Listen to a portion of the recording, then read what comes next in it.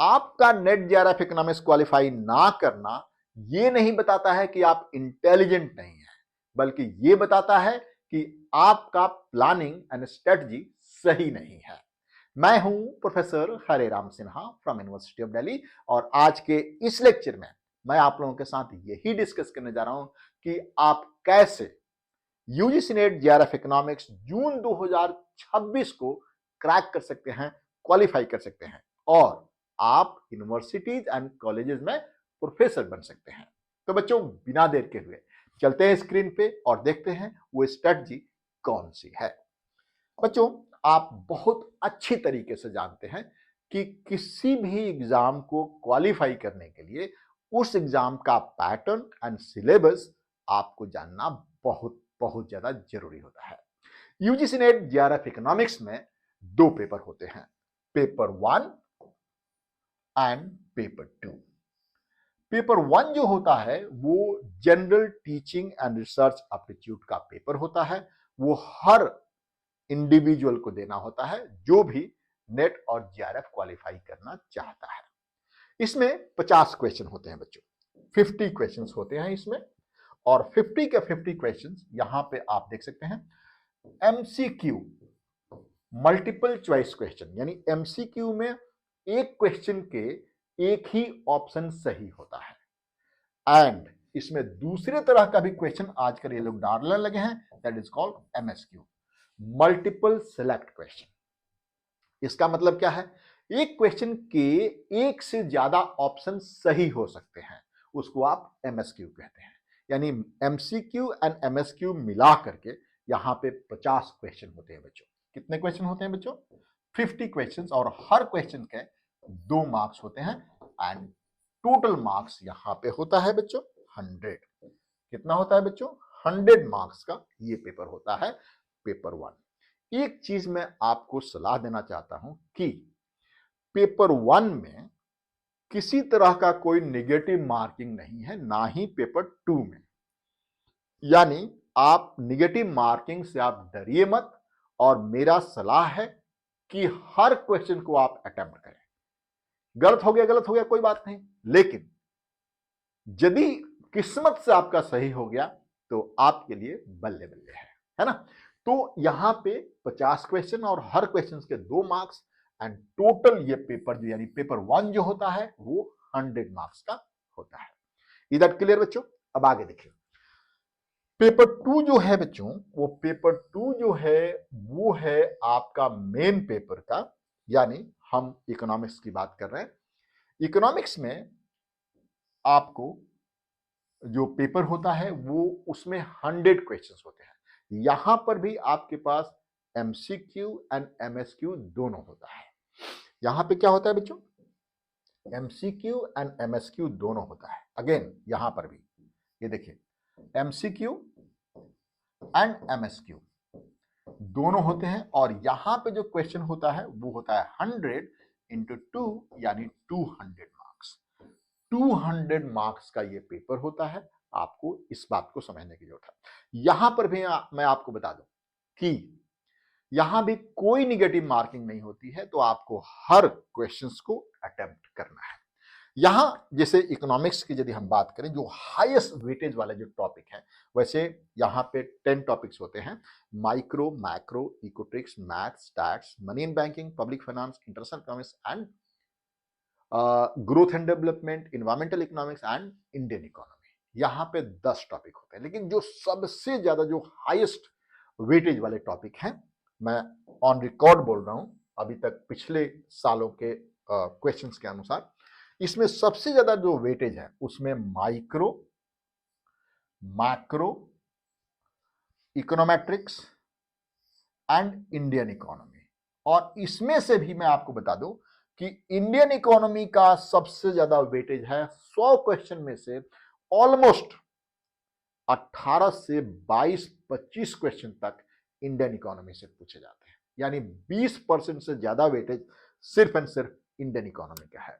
इसके बाद आप यहां पे देखिएगा बच्चों, तो इकोनोमेट्रिक्स से भी 10 क्वेश्चन आजकल आने लगे हैं। इकोनोमेट्रिक्स में सिर्फ इकोनोमेट्रिक्स ही इंक्लूड नहीं है, इसमें आप इसको कह सकते हैं कि mathematical statistical, mathematical and statistical method of economics, यानी इसमें मैथमेटिक्स, स्टैटिस्टिक्स एंड इकोनॉमेटिक्स तीनों शामिल है।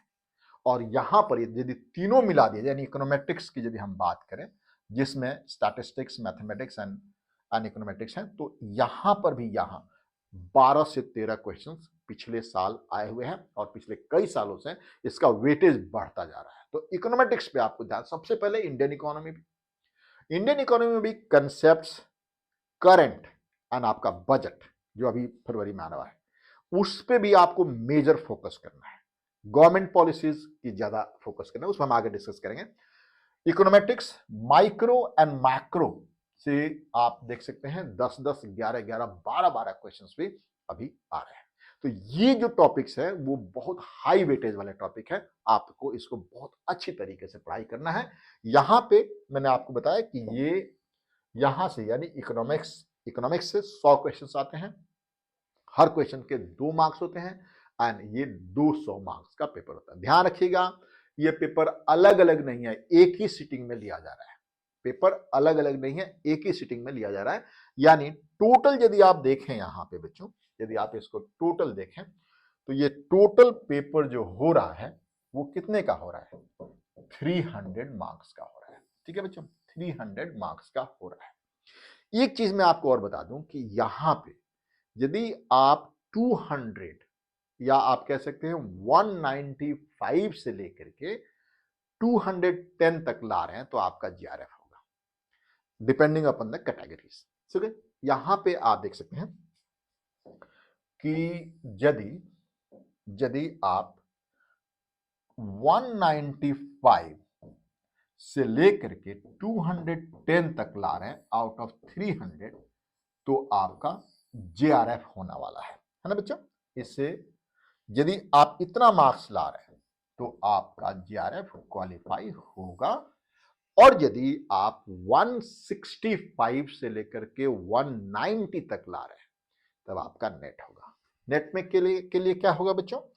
और 165 से लेकर के 195 तक आप आ रहे हैं तब आपका आउट ऑफ 300, तब आपके पास क्या होगा? आपका होगा नेट, सिर्फ नेट होगा। यानी आप असिस्टेंट प्रोफेसर के लिए एलिजिबल होंगे। किसके लिए बच्चों? आप असिस्टेंट प्रोफेसर के लिए एलिजिबल होंगे। यानी जीआरएफ एंड नेट ये दो अलग अलग रैंकिंग की बात है कि आपके मार्क्स ज्यादा आ रहे हैं तो आपको जीआरएफ मिलेगा, यानी आप रिसर्च करने जा रहे हैं तो अगले 5 साल तक आपको फेलोशिप मिलेगा। यदि आपके मार्क्स कम आए तो सिर्फ आप एलिजिबल हुए किसके लिए? असिस्टेंट प्रोफेसर में अपॉइंटमेंट के लिए। ठीक है बच्चों, आगे बात करें तो हम बात कर रहे थे आपकी स्ट्रेटजी। तो सबसे पहली स्ट्रेटजी आप वेटेज डिसाइड करिए, ठीक है ना बच्चों।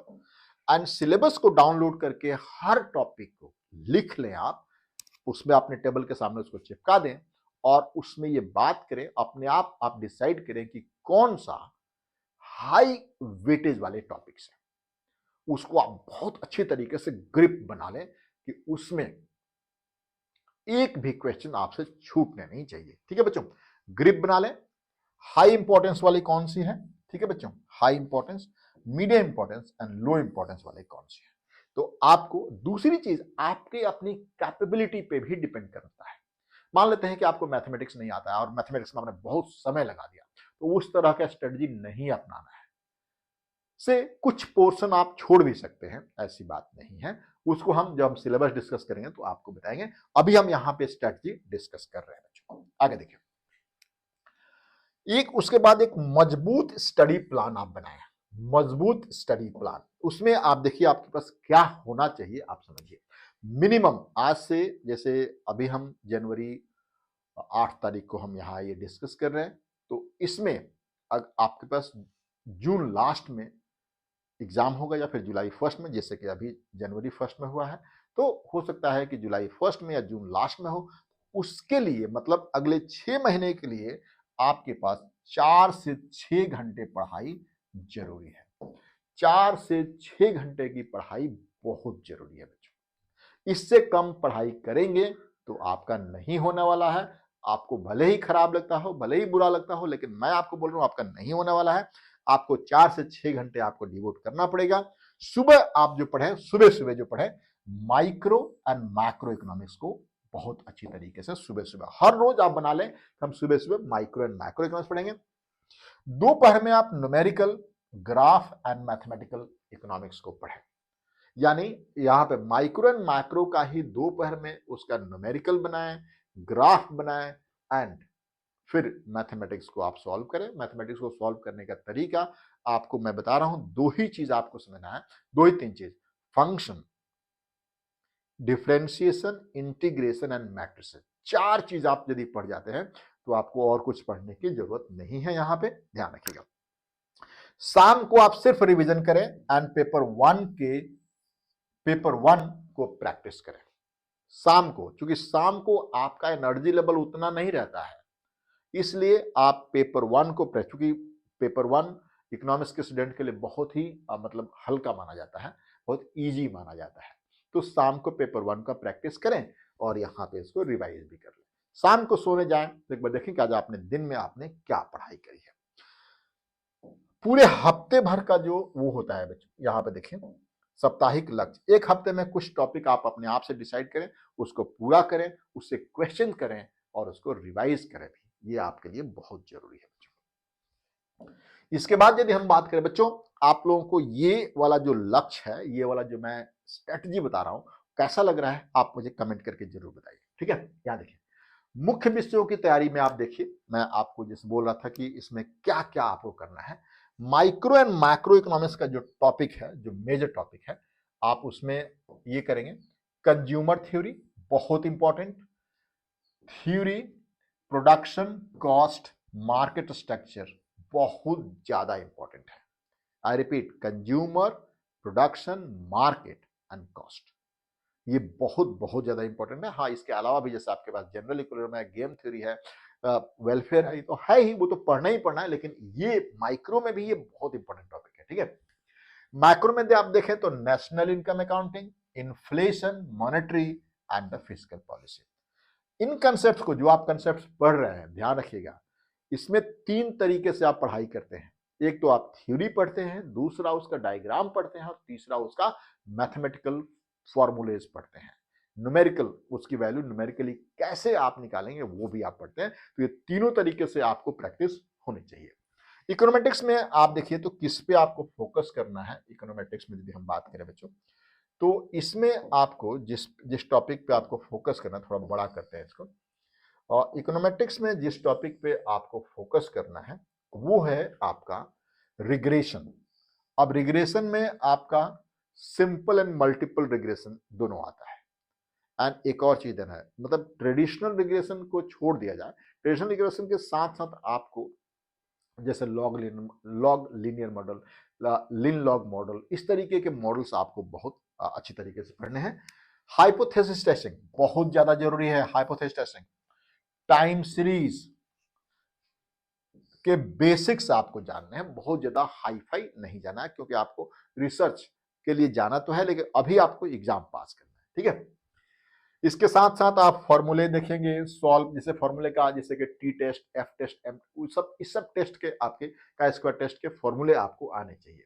इंडियन इकोनॉमी में आपको बहुत बहुत, जैसे कि मैंने बोला था ना बच्चों कि ऑलमोस्ट 22 से 25% का वेटेज है, 20 से तो ऊपर ही है इसका। तो इसको आप थोड़ा सा growth and development, planning, census data, recent economic survey, ध्यान रखें, अभी जो फरवरी में आएगा बच्चों, फरवरी 1 तारीख को बजट आने वाला है, उसके पहले इकोनॉमिक सर्वे आएगा, उसको ध्यान रखना है। बजट आपको ध्यान रखना है बच्चों, एंड इसको भी हाईलाइट, बजट हाईलाइट को आपको पढ़ना है बच्चों। अब इसमें पढ़ने के क्या तरीके हैं आप देख सकते हैं, यहाँ पे नोट्स और रिवीजन सीट्स जरूर बनाएं। कि मान लेते हैं कि आप कहीं जा रहे हैं, आधा घंटा आपको समय मिला, बस में बैठे हैं, तो उस टाइम भी उसको एक बार आप रिवाइज कर लें। हाँ, मतलब इलेक्ट्रॉनिक नोट्स नहीं बनाया, मतलब आप कह रहे हैं कि आईपैड में बना लिया, फोन में बना लिया, मत, ऐसा मत करिए। आप हार्ड कॉपी में अपने नोट, अपने पेन और पेपर से नोट्स बनाइए, वो ज्यादा इंपॉर्टेंट रहेगा। इसमें आपको क्या करना है, डेफिनेशन, जैसे कोई पूछ दे कि इन्फ्लेशन का डेफिनेशन क्या होता है, उसमें इन्फ्लेशन आपके पास क्या कहते हैं, इन्फ्लेशन को कैलकुलेट करने के क्या फॉर्मूले हैं वो भी, डायग्राम्स, क्विक रिवीजन, ये सब चीजें आपको बहुत अच्छी तरीके से करनी है। प्रीवियस ईयर पेपर आपको बहुत ज्यादा जरूरत है बच्चों। प्रीवियस ईयर पेपर, इससे क्या होता है कि आपको एग्जाम का पैटर्न पता चलता है कि कितने परसेंट थ्योरी आ रहा है, कितने परसेंट न्यूमेरिकल आ रहा है, कितने परसेंट ग्राफ से क्वेश्चन पूछा जा रहा है। इस सब चीजों को आपको समझने में सहायता मिलती है और यूजीसी ऑलमोस्ट यही चीजें फॉलो भी करता है। ठीक है बच्चों, इसके बाद आप मॉक टेस्ट जरूर दें। मॉक टेस्ट से क्या होता है कि आपकी स्पीड एंड एक्यूरेसी का पता चलता है। अदरवाइज आप पढ़ते जाएं, थ्योरी पढ़ते जाएं, टेस्ट ना दें तो पता लग टेस्ट में किस, क्योंकि आप जो किताब में पढ़ते हैं और जो पेपरों में आता है उसका लैंग्वेज डिफरेंट होता है, तो इसलिए पेपर करना, टेस्ट करना बहुत ज्यादा जरूरी है। ठीक है बच्चों, आगे बात हम करते हैं। पेपर 1 की तैयारी आप कैसे करें, इसके भी हम यहाँ पे वो लेकर है। इसमें बेसिकली 10 यूनिट्स होते हैं बच्चों, लेकिन यहाँ पे हमने जो मोस्ट इंपॉर्टेंट जो यूनिट्स हैं हमने उसको दिया है। Teaching aptitude, research aptitude, comprehension, reasoning and information and communication technology. इसमें भी चूंकि मैं इस पे ज्यादा कुछ नहीं बोल पाऊंगा, लेकिन मैंने जो रिसर्च किया है उस पे हम बात करें, इन टॉपिक से ज्यादा क्वेश्चंस आते हैं, आपको ध्यान रखना है बच्चों। ठीक है, इसके बाद आप देखें करंट अफेयर्स के लिए आपको न्यूज़पेपर में, वो भी न्यूज़पेपर में लोकल न्यूज़पेपर नहीं पढ़ना आपको, क्योंकि उसमें कुछ देता ही नहीं सब। वो लोकल खबरें मिलते हैं, पर जैसे प्रभात खबर है ये लोकल खबरें ही देता है, मतलब नेशनल इंटरनेशनल खबर कुछ उसमें होता ही नहीं है, और होता भी तो बहुत घटिया किस्म का होता है। तो आपको स्टैंडर्ड न्यूज़पेपर पढ़ना है, जैसे कि हिंदू है, इकोनॉमिक टाइम है, ठीक है ना, आप बजट, इकोनॉमिक सर्वे, समरी, ये सब पढ़ें जरूर। पेपर, इसके पेपर 2 में भी काफी मदद मिलती है न्यूज़पेपर से। ठीक है बच्चों, इसके बाद जो सबसे लास्ट मंत्र है, अपने आप को कंसिस्टेंट बनाए रखें। ऐसा नहीं कि एक दिन आपने 8 घंटा पढ़ लिया और दूसरे दिन आपने पढ़ाई नहीं, किसी बारात में चले गए, नहीं, ऐसा नहीं करना है। यदि आपको क्रैक करना है तो आपको कंसिस्टेंसी मेंटेन करनी पड़ेगी। तो बच्चों, आज के इस लेक्चर में इतना ही बच्चों। आपको ये लेक्चर कैसा लगा कमेंट करके जरूर बताइए मुझे, एंड ये भी बताइए कि नेक्स्ट लेक्चर आप किस टॉपिक पे चाहते हैं। थैंक यू बच्चों, thank you for watching this lecture.